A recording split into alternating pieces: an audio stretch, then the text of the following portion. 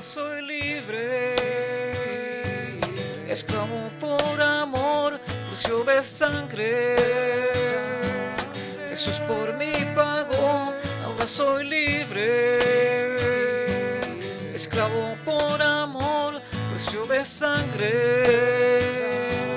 Jesús por mí pagó, Él marcó mi corazón.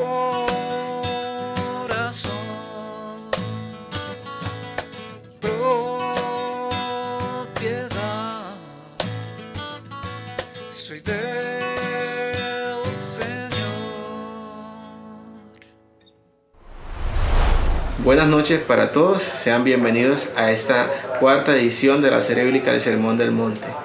Nos alegramos de poder tener este espacio de aprendizaje de la palabra, de mucha edificación, y damos gracias a Dios por el hermano Roberto Jack, que desde Argentina nos ha preparado esta serie bíblica para ser transmitida aquí y en todo lugar. Así que te invitamos no solo a escucharla, sino también a compartir este link para que otros puedan disfrutar de lo que Dios tiene para hoy, darnos a través de su palabra.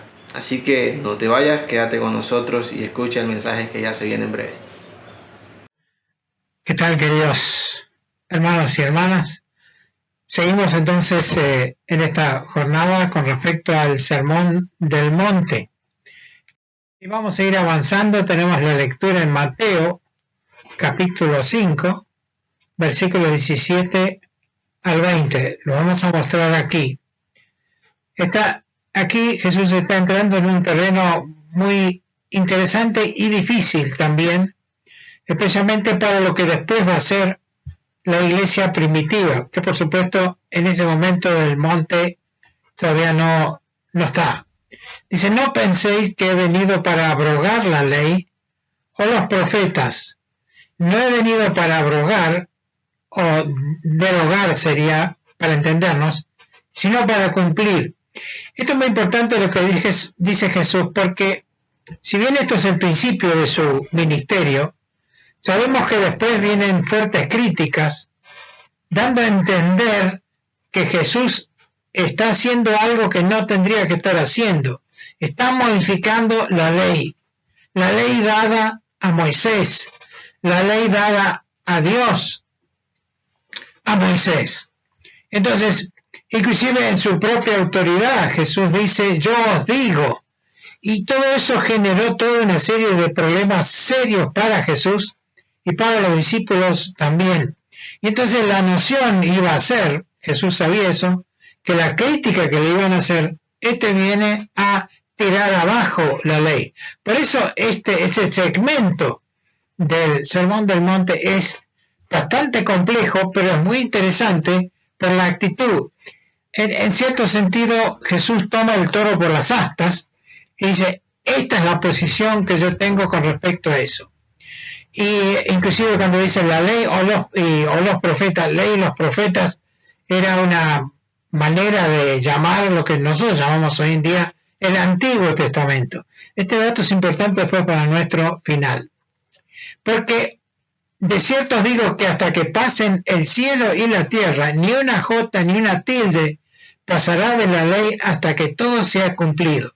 Los escritores nos dan un dato bastante concreto en cuanto a lo que es una jota o una tilde, pero entiéndase bien, es la más mínima porción, la letrita, no va a ser cambiada. Esto es muy importante para los judíos, que ellos siempre han sido muy particulares en cuanto a las cantidades de palabras, las cantidades de letras, justamente para verificar estos manuscritos. Dice: de manera que cualquiera que quebrantare uno de estos mandamientos muy pequeños y así enseñare a los hombres, muy pequeño será llamado en el reino de los cielos, mas cualquiera que las hiciere y enseñare, ese será llamado grande en el reino de los cielos. Interesante cómo Jesús aquí está aludiendo a los que enseñan también, que era muy importante porque la gente no tenía elementos como para leer la ley, sino que tenían que escucharla y por ende había que tener gente que la enseñe. De aquí surgen entonces los fariseos y ese tipo de personas a los cuales Jesús mismo tiene que enfrentarse prácticamente también. Porque os digo que si vuestra justicia no fuera distinta a los de los fariseos, escribas y fariseos, no entraréis en el reino de los cielos.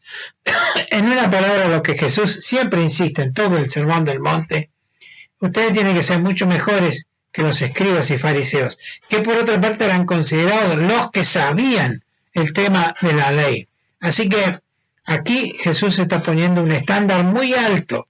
En particular, esas personas que no podían leer ni escribir tenían que depender de estos escribas y fariseos para que se la interpreten. También es un buen mensaje para nosotros, que tenemos que enseñar la palabra. Hoy es increíble la ignorancia que hay con respecto a la Biblia. Es espantosa, realmente. No hay la menor idea de cómo está constituida la Biblia, que dice, es más, muchas autoridades juramentan sobre, ellos llaman los santos evangelios, no tienen la menor idea de qué es lo que dicen esa palabra de Dios. Así que nosotros también tenemos que enseñar, pero tampoco seamos como los fariseos y los escribas, que ponían cargas demasiado grandes en las personas. Hasta aquí la lectura de la palabra de Dios. Vamos entonces a entender algunas cositas sobre esto. Y aquí usamos una expresión que es puesta en valor. Cuando hay un edificio, cuando este edificio ha pasado sus mejores épocas, hay dos opciones: o se lo demuele o se lo recicla. Son las dos opciones que se dan. Últimamente se hace mucho más esfuerzo en el segundo, el de reciclarlo al edificio, porque se entiende que hay un cierto valor histórico y entonces por ahí es importante conservarlo, siempre y cuando la estructura esté en buenas condiciones. Si no hay una buena estructura, entonces más vale demolerlo y construir otra cosa nueva. A veces se retiene, por ejemplo, la fachada, pero las refacciones, se refacciona todo para acomodarse a las nuevas necesidades. Un edificio hecho hace muchos años atrás tal vez no alberga lo suficientemente bien las nuevas actividades. Una cosa muy distinta a esta, por ejemplo, son las estaciones, en particular de las terminales grandes de trenes. No se refaccionan esas, no se cambian, porque la estructura cuando se hizo fue tan bien hecha en el sentido de que ahora caben todas las modificaciones modernas que hace falta para eso. Cuando se hacen estas refacciones, realmente hay que ir sacando capas de revestimiento, pinturas que se han ido agregando, que desfiguran las intenciones originales del diseño. En muchas de estas casas tienen que sacar capa tras capa tras capa para descubrir la primera. De esa manera entonces se detecta cuál fue el color original. Parecido a esto es lo que se hace, por ejemplo, con los cuadros, que a veces le han puesto tantas cosas encima o barnices, supuestamente para protegerlos, y ha sido peor. Y a veces hay que sacar hasta encontrar, como digo aquí, el original. Y desde allí entonces se hace la restauración. Esto se llama puesta en valor del edificio. Jesús entonces lo que hace es una puesta en valor de la ley. O sea, lo que hemos visto recién es aplicable también entonces a lo que Jesús hace. Una tarea de restaurador, realmente una tarea genial la que hace Jesús en cuanto a esta. No había nada malo con la estructura. Era firme, era valedera, pero sí con lo que habían ido agregando a través de los siglos. Por ejemplo, como dije recién, las pinturas y colores, se había desdibujado eso. Las capas que los hombres habían, a veces bien intencionados, habían desdibujado el diseño original de su creador, Dios mismo. Pero ¿quién puede alterar eso? Algunos dicen, no, solo aquel maestro que lo diseñó, pero el Hijo, ese sí tiene la autoridad para hacer la restauración.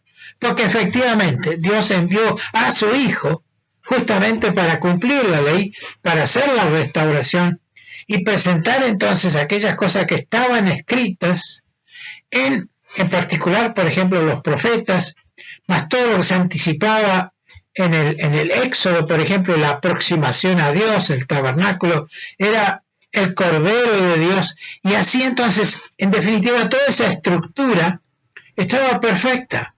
El problema es que le habían agregado cosas, habían modificado tanto y se había vuelto una suerte de estructura muerta, un edificio que no tenía vida, y eso por supuesto a Dios le duele mucho, y entonces envía a su hijo, que es el único que realmente podía hacer la restauración completa. Fíjense más o menos los agregados. En el origen tenemos, por ejemplo, la Torá, que son el Pentateuco, la primera parte de nuestras Biblias. Pero después vienen los Mishnah, son 800 páginas, fíjense la cantidad de tomos que era esto para explicar la ley. Y finalmente las Talmuds, por ejemplo, son 12 volúmenes para escribir una cantidad infernal de información. Y esto no es como quien dice una enciclopedia, un comentario, que sea, no, o comentario de la Biblia, por ejemplo, no, esto es ley, ¿sí? Así como hay una ley original, la que sigue también tiene valor legal y por supuesto lo que sigue también. Esto es equivalente a lo que tenemos también en la Iglesia Católica, que tiene todos los concilios que siguen y al final han sepultado la prístina, diría yo, palabra de Dios, debajo de volúmenes. Así que la Iglesia también tiene esta experiencia. Qué bueno que fue cuando los hermanos en sus orígenes, en los 1820, se pusieron a leer la palabra de Dios. Y descubrieron que había un montón de cosas que no tenían ningún sentido. El ejemplo que ellos daban es bastante interesante cuando uno lee la historia. Dice que ellos asimilaban la realidad actual de ese momento, de la iglesia, como un río totalmente contaminado. O sea, no se puede tomar esa agua porque está tan contaminada, te hace más mal que bien. Entonces decían, ¿cuál es la única manera de superar esa contaminación? ¿Qué tenés que hacer? Tenés que ir subiendo, remontando el río, porque ahí están las cloacas que se han descargado sobre este río, y llegar hasta ¿dónde? Hasta la vertiente. La vertiente sale clara, limpia, pura. ¿Cuál es la vertiente? La palabra de Dios. Y entonces ellos dijeron, vamos a beber de esto. Y es hermoso que nosotros tengamos eso, no perdamos eso, no lo dejemos en el aire, no vayamos a tomar esta agua podrida que anda dando vueltas por ahí, vayamos a la palabra de Dios, los orígenes, ¿sí? Aquello que realmente nos puede saciar nuestra sed y puede también que seamos mejores, como vimos antes, sal y luz del mundo. Por ejemplo, hay 1000 ordenanzas para el Shabbat, para el sábado de los judíos. 1000. Por ejemplo, dice acá, una lámpara nueva puede moverse el Shabbat, pero no una vieja. Ahora, explíquenme la diferencia más canuda a esta, pero ¿se dan cuenta de lo que es inquilosar la palabra de Dios? La comida caliente puede taparse con una tela, pero no con algo orgánico, porque podría cocinarse, lo cual sería un trabajo. Y así estos son algunos ejemplos nomás que sacamos de la bibliografía que hay existente sobre justamente esta enquilosada cosa que es la ley. Y es a eso que Jesús quiere totalmente sacar. Quiere sacar todas las telarañas que hay y limpiar la casa, limpiar la estructura, dejarla prístina, porque Él va a cumplir lo que esa escritura dice, lo que esa estructura ha planteado desde un principio. Las palabras que Jesús usa son de abolir, lo cual es aflojar, ¿sí? Y la otra es cumplir, lo cual es llenar, darle plenitud. Esa es la actitud de Él. Y vamos a una imagen que sería de la época de Jesús, una carpa. Dice Jesús, no ha venido a desarmar la carpa en la ley, sino al contrario, llenarla, darla plenitud. Esta imagen he puesto específicamente una carpa más nueva. Es una carpa también, parece una carpa de beduino, pero es toda una estructura que ha seguido la conformación de las carpas, pero tiene totalmente un nuevo sentido, una nueva actitud, una nueva cosa. Y también tenemos otro ejemplo, que es justamente el tabernáculo. Todo el esquema de aproximación a Dios. Bueno, esto ya lo hemos dicho cuando hablábamos del tabernáculo.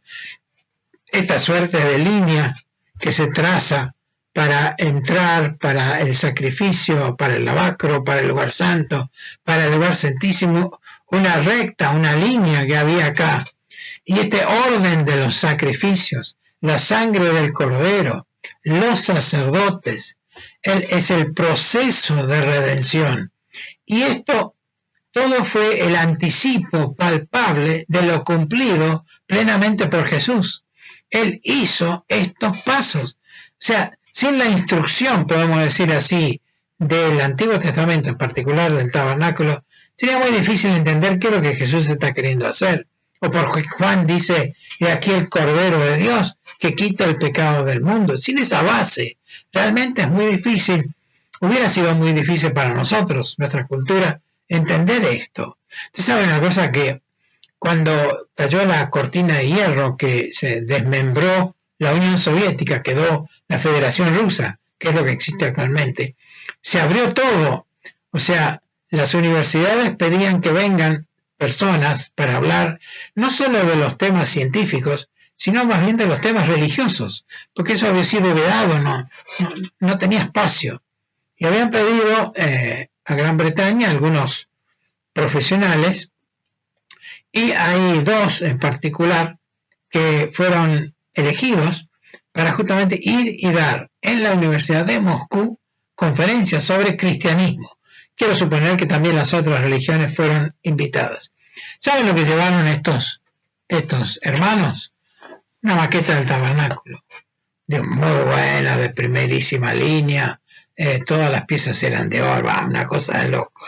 Pero realmente, con eso él decía claramente que era la mejor manera de explicar, de entender por qué vino Jesús. El evangelio, digamos así, que se predica en el Nuevo Testamento, necesitaba esta buena base para poder entenderla, que todo fue cumplido por Jesús. Calvino dice, la mecánica fue discontinuada, pero su significado fue plenamente confirmada. Muy buenas palabras de este hombre también de Dios.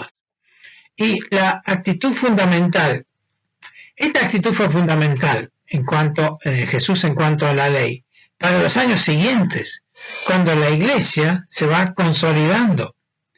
Primero, cuando comienza, en particular, por ejemplo, está el templo de uno solo, ¿no?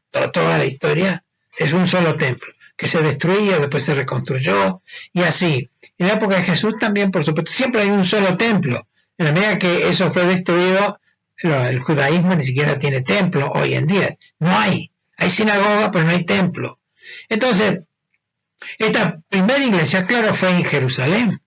Y estoy seguro que siempre hubo esta suerte de, bueno, ahora tendremos una sola iglesia. ¿Dónde? En Jerusalén. ¿Por qué? Porque estaba muy atado a los judíos. Entonces, primero eran judíos conversos. Y se mantuvo así. Pero por la dispersión, hay gentiles que empiezan a convertirse. Esto está muy bien narrado, por supuesto, en Hechos. No voy a entrar en el detalle. Y entonces, estos conversos son los que inclusive empiezan a predicar. Y por ejemplo, en Antioquía surge una iglesia. Y entonces yo quiero suponer que eso creó todo un problema en Jerusalén. Porque, bueno, no era que había un solo templo, no hay una sola iglesia, no, parece que hay otras iglesias. Y parece que al final va a haber miles de iglesias. Pero eso fue un escollo, estoy seguro, para esa joven iglesia. Encima estos gentiles que se convertían y eran miembros de la iglesia. Pedro tuvo que ser llamado por Dios le llamó la atención, digamos, para que vaya y predique la palabra. Dice, ¿cómo voy a ir? No, pero tienes que ir. Entonces, eso era una cosa que los frenaba muchísimo. Y entonces es muy importante esta actitud de Jesús. Y en el seno de la iglesia surgen enseguida dos grupos. Unos eran los judaizantes, que querían mantener toda la estructura formal del judaísmo, dentro de una nueva doctrina que de paso se llamaba los del camino, siguiendo a Jesús. Fue en Antioquía que por primera vez se los llamó cristianos a estas personas que se convertían, a los del camino. O sea, no fue en Jerusalén, fue en Antioquía. Y otros buscaban, por otra parte, una actitud más de cultura gentil. Entonces surgen dos grupos dentro de esta pujante y creciente iglesia.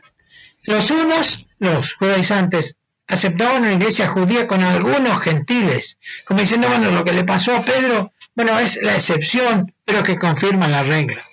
Y los otros querían una iglesia gentil con algunos judíos incorporados. Estas dos posiciones que parecían irreconciliables finalmente van a tener una solución. Porque aquí el problema es, no de costumbres y cosas, sino que peligraba la misma validez del Antiguo Testamento. Porque si rechazaban los judíos, si los gentiles efectivamente rechazaban a los judíos, iban a rechazar el Antiguo Testamento también, como una cosa de otra época, que ya no servía más eso, había que, digamos, como aquel edificio que había que demolerlo directamente, ponerle dinamita, hacerlo volar. Y en favor de los nuevos documentos que producían los ahora apóstoles. Así que estaba muy fuerte, eso era muy complicado resolver ese tema. La cuestión al final se zanja con el primer concilio en Jerusalén, eso está todo narrado en Hechos 15, donde hay todo un debate ahí, muy interesante de seguirlo, no es este el momento, pero lo que sigue de aquí en adelante, de ese documento, que dicho sea de paso es el documento más antiguo que tenemos y está totalmente con detalles ahí en la palabra de Dios, si bien la iglesia va a tener más un carácter gentil, Pablo mismo dice, bueno, si ustedes los judíos lo rechazan, nosotros nos volvemos a los gentiles. Pero sigue, sí, la plena vigencia del Antiguo Testamento. Si no, yo no podría enseñar sobre el tabernáculo. Pero, y las hermosas lecciones que tenemos del Antiguo Testamento, los salmos, los proverbios, en fin, hay la historia de Esther, qué sé yo. Pero el contenido, esa estructura, estaba perfecta. No había nada mal con la estructura, como vimos al principio, sino todas las capas que le habían puesto encima. Claramente los ahora apóstoles, ex discípulos de Jesús, claro, recordaron muy bien las palabras aquí pronunciadas por Jesús, porque Jesús justamente les dejó esta cuestión tan importante cuando él habla y les dice claramente que él tiene esta posición, él no ha venido a destruir, sino a cumplir. Y la cumplió en otro monte, en el monte del Calvario. Y allí él dio su vida. Y nadie podía discutir entonces con este maestro que supo enseñar con su palabra, más supo enseñar con su ejemplo, pero también con la vida que él entregó en la cruz en el Calvario, nos supo salvar a nosotros, que aceptando solo por fe esa obra que él ha hecho en la cruz y nos ha perdonado nuestros pecados, y estamos justificados frente a Dios. Y no volvamos sobre actitudes farisaicas o de escribas para tratar de cumplir una letra de la ley, mucho menos en nuestras iglesias, que también la iglesia pecó mucho de todo esto. Qué hermoso que nos atengamos estrictamente a lo que dice la palabra de Dios, a la actitud del Señor Jesucristo, que nos ha dicho plenamente aquí, porque os digo que si vuestra justicia no fuera mayor que la de los escribas y fariseos, no entraréis al reino de los cielos. Que el Señor nos ayude entonces a poder cumplir esta cosa tan hermosa que Él enseñó en aquel monte, pero más que nada, aceptar lo que Él hizo sobre otro monte, el monte del Calvario. Que Dios les bendiga. Buenas noches. Se nos ha acabado el tiempo, pero el próximo jueves otra vez estaremos en este canal y a esta misma hora a las 7:30 de la noche para compartir un nuevo capítulo sobre esta serie bíblica del Sermón del Monte. Te animamos a acompañarnos el próximo jueves y a compartir esta enseñanza con otras personas. También puedes volverla a ver si tienes el deseo de escucharla nuevamente para ver con más detalle todo lo que la palabra nos ha enseñado hoy. Aquí en este canal de YouTube de la Iglesia Centro Ágape también hay muchas otras enseñanzas que puedes disfrutar y otro tipo de programas que también puedes apropiarte de él y disfrutarlo en familia y aprender. Así que te deseo un feliz fin de semana, que Dios te bendiga y que la pases bien chévere. Dios te bendiga.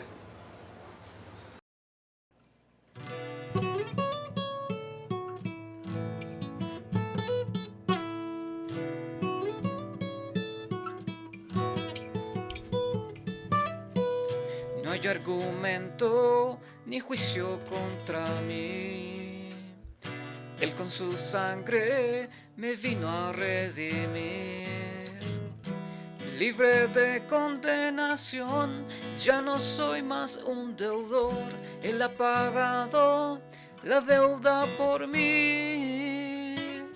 Yo era culpable y me otorgó el perdón. Manto de gracia de pronto me cubrió. Mis pecados Él borró y mi cuenta canceló. Él ha pagado la deuda por mí. Ahora soy libre, esclavo por amor, precio de sangre. Jesús por mí pagó. Ahora soy libre, esclavo por amor, precio de sangre. Jesús por mí pagó.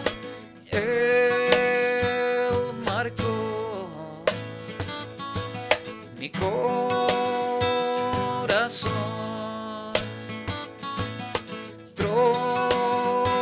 propiedad soy del Señor.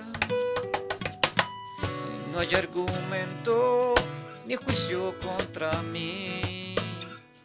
Él con su sangre me vino a redimir. Libre de condenación, ya no soy más un deudor. Él ha pagado la deuda por mí. Yo era culpable y me otorgó el perdón. Un manto de gracia de pronto me cubrió. Mis pecados Él borró y mi cuenta canceló. Él ha pagado la deuda por mí. Ahora soy libre, esclavo por amor, precio de sangre. Jesús por mí pagó. Ahora soy libre, esclavo por amor, precio de sangre.